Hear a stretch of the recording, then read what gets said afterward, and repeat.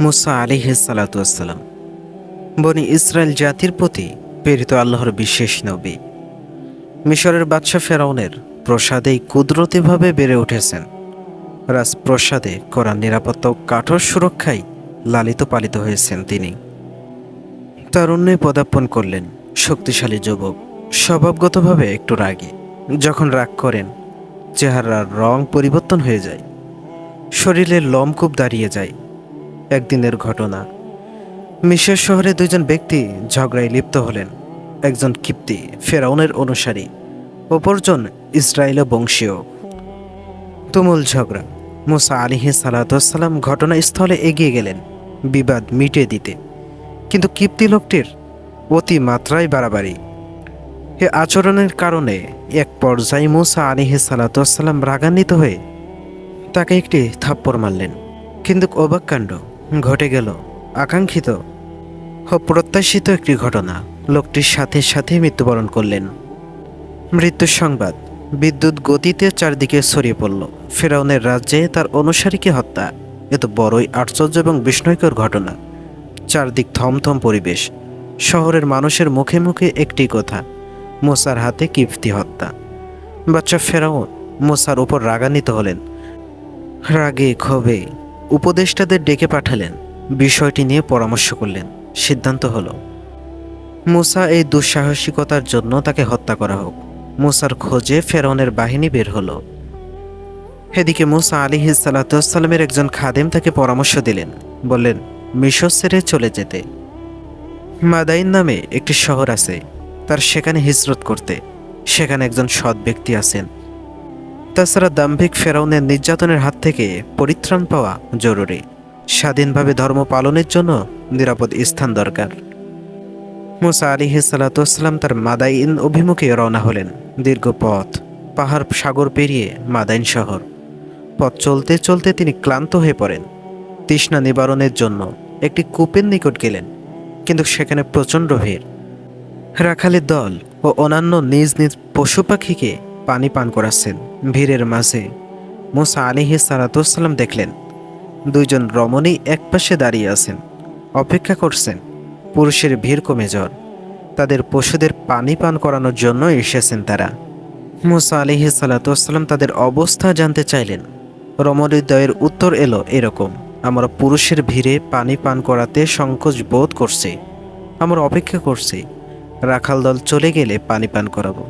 তাছাড়া আমাদের পিতা একজন অতিশয় বৃদ্ধ, তিনি এই কাজ করতে অক্ষম, তাই আমরা বাধ্য হয়ে এখানটায় এসেছি। তাদের কথা শুনে মুসা আলাইহিস সালামের হৃদয় বিগলিত হয়ে গেল। কূপ থেকে পানি উত্তোলন করে তিনি তাদের পশুদের পানি পান করালো। রমণীদ্বয় খুশি মনে বাড়ি ফিরল। মুসা আলাইহিস সালাম দীর্ঘ পথ সফর করে এসেছেন। দীর্ঘ পথে সূর্যতাপ তাকে তৃষ্ণার্ত ক্ষুধার্ত বানিয়ে দিয়েছে। পথের পাশেই ছায়াদার বৃক্ষের নিচে বসলেন, একটু জিরিয়ে নিলেন। অতঃপর মহান আল্লাহ তাআলার নিকট দোয়া করলেন, তিনি যেন উত্তম মেহমানদারির ব্যবস্থা করেন, পানাহারের ব্যবস্থা করেন। ওইদিকে বৃদ্ধ পিতার কন্যাদায় বাড়ি ফিরেছেন। অন্যান্য দিনের তুলনায় আগে বাড়ি ফেরায় পিতা খানিকটা বিচ্ছিন্ন হলেন। কারণ জিজ্ঞাসা করলেন, পিতার নিকট সব ঘটনা খুলে বললেন তারা। বৃদ্ধা ঘটনা শ্রবণ করে দ্রুত এক মেয়েকে ডেকে পাঠালেন, তাকে বাড়িতে নিয়ে আসতে বললেন। অপরিচিত লোকটি ধন্যবাদ এবং কৃতজ্ঞতা জানানো উচিত। মুসা আলাইহিস সালাম বৃদ্ধের দাওয়াত কবুল করে তার বাড়ি আসলেন। পানাহার শেষে বৃদ্ধ লোকটি যে প্রস্তাব দিলেন তার জন্য মুসা আলাইহিস সালাম মোটেও প্রস্তুত ছিলেন না। তিনি তার দুই কন্যা থেকে একজনকে স্ত্রী হিসেবে গ্রহণ করার নিবেদন করলেন। উভয় কন্যা থেকে যাকে পছন্দ হয় তাকেই নির্বাচন করার সুযোগ দিলেন। তবে শর্ত হলো ৮ বা ১০ বছর বৃদ্ধের বাড়িতেই অবস্থান করতে হবে, পাশাপাশি পশুদেরকে সার্বিক দেখাশোনা করবে। এটাই হলো স্ত্রীর মোহরানা। মুসা আলাইহিস সালাম তার প্রস্তাব গ্রহণ করলেন।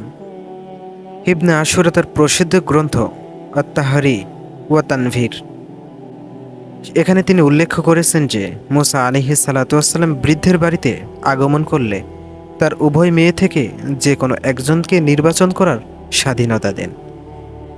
হে বৃদ্ধ লোকটি কি নবুয়ত প্রাপ্ত নাকি সেই কওমের সৎ একজন ব্যক্তি, সে ব্যাপারে আলেমদের বিভিন্ন মত পাওয়া যায়। তবে প্রখ্যাত তাবেই হাসান বসরি রহমতুল্লাহ আলাইহি, মালিক ইবনে আনাস এবং তাদের মতো অন্যান্যদের মতে তিনি একজন নবী ছিলেন। তার নাম শুআইব আলাইহিস সালাতু ওয়াসসালাম। আর এটাই প্রসিদ্ধ এবং বিশুদ্ধ মত। তবে আল্লামা কাসির সহ কয়েকজন আলেমের মত হলো বৃদ্ধ লোকটি হলো নবী শুআইব আলাইহিস সালাতু ওয়াসসালামের চাচাতো ভাই বা সেই গোত্রের একজন দিনদার ব্যক্তি। মুসা আলাইহিস সালাতু ওয়াসসালাম তার ছোট কন্যাকেই নির্বাচন করেন, কেননা সে তাকে পথ দেখিয়েছেন। তার কিছু আচরণ ও ব্যবহার নবীকে মুগ্ধ করেছেন। উত্তম চরিত্র, লাজুকতা, রক্ষণশীলতার কারণেই মুসা আলাইহিস সালাতু ওয়াসসালাম তাকে প্রাধান্য দিয়েছেন। সে কন্যার নাম ছিল সাফুরা। মুসা আলাইহিস সালাতু ওয়াসসালামের স্ত্রী উন্নত চরিত্রের অধিকারী ছিলেন। পবিত্র কোরআনুল কারীমে নিজেই সেই ঘটনার সত্যায়ন করেছেন। আল্লাহ রাব্বুল আলামিন সূরা কাসাসের 25 নম্বর আয়াতে বলেছেন, তখন নারীদ্বয়ের একজন তার কাছে সলজ্জ পদে আসলো। সে বলল, আমার পিতা তোমাকে ডাকছে। তুমি আমাদের পশুগুলোকে পানি পান করিয়েছ, তোমাকে তোমার প্রতিদান দেওয়ার জন্য। যখন মুসা আলাইহিস সালাতু ওয়াসসালাম তার কাছে গেলেন আর তার নিকট সব ঘটনা বিবৃত করল, সে বলল, তুমি ভয় করো না, তুমি জালিম গোষ্ঠী থেকে রেহাই পেয়েছ। উক্ত আয়াতে ব্যাখ্যায় মুসা আলাইহিস সালাতু ওয়াসসালামের স্ত্রীর বিভিন্ন চরিত্রের মাধুর্য ফুটে উঠেছে। অপরিচিত ব্যক্তি নবী মুসার নিকট গমনকালে তিনি সলজ্জ পদে গিয়েছেন এবং তার চাদর বা হাতের আস্থিন দ্বারা নিজের চেহারা আবৃত করেছেন।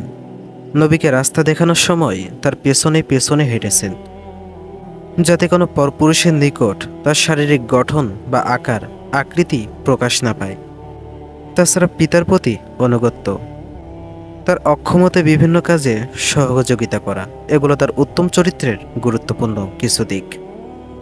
মুসা আলাইহিস সালাতু ওয়াসসালামের বিয়ে থেকে যা শিক্ষণীয়। শুআইব আলাইহিস সালাতু ওয়াসসালামের কন্যার সঙ্গে মুসা আলাইহিস সালাতু ওয়াসসালামের শুভ পরিণয়ের ঘটনা খুবই অস্বাভাবিক এবং ব্যতিক্রম। পিতা নিজ স্বেচ্ছায় কন্যাদানের আগ্রহ প্রকাশ করলেন। দুই কন্যা থেকে পছন্দ মতো একটিকেই বাছাই করার সুযোগ দিলেন। মুসা আলাইহিস সালাতু ওয়াসসালাম ছোট কন্যাকে নির্বাচন করলেন। তিনি ছোট মেয়ের মাঝে বিশেষ কিছু গুণ ও উন্নত চরিত্রের চিহ্ন দেখতে পেয়েছেন। তাছাড়া আমাদের জন্য আরও কিছু শিক্ষণীয় বিষয় রয়েছে।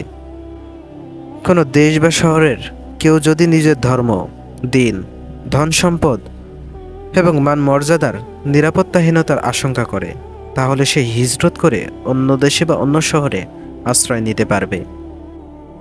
সন্তুষ্টি অর্জনের জন্য পরোপকার ও সাহায্য ও সহযোগিতা করার মানসিকতা পোষণ করা। কোনো নারী বিপদগ্রস্ত হলে তাদেরও সহযোগিতা করা, তবে প্রয়োজনের অতিরিক্ত কোনো কথা বলা জায়েজ হবে না। বিপদ ও সংকীর্ণতায় মহান আল্লাহর উপর ভরসা করা এবং তার নিকট সাহায্য কামনা করা, মানুষের মুখাপেক্ষী না হওয়া। কাউকে প্রতিশ্রুতি দিয়ে তা পরিপূর্ণ করা মুমিনদের অন্যতম বৈশিষ্ট্য। কোনো মুসলমান কাউকে আশ্রয় দিলে তার পূর্ণ নিরাপত্তা দেওয়া, যেমনইভাবে শুআইব আলাইহিস সালাতু ওয়াসসালাম হযরত মুসা আলাইহিস সালাতু ওয়াসসালামকে পূর্ণ নিরাপত্তা দিয়েছেন। কাউকে প্রতিশ্রুতি দিয়ে তা পরিপূর্ণ করা মুমিনের অন্যতম বৈশিষ্ট্য। যেমনইভাবে মুসা আলাইহিস সালাতু ওয়াসসালাম তার শ্বশুরকে দেওয়া ওয়াদা পরিপূর্ণভাবে পালন করেছেন। দীর্ঘ 10 বছর ওনার বাড়িতে শ্রম দিয়েছেন এবং পশুপালন দেখাশোনা করেছেন তিনি।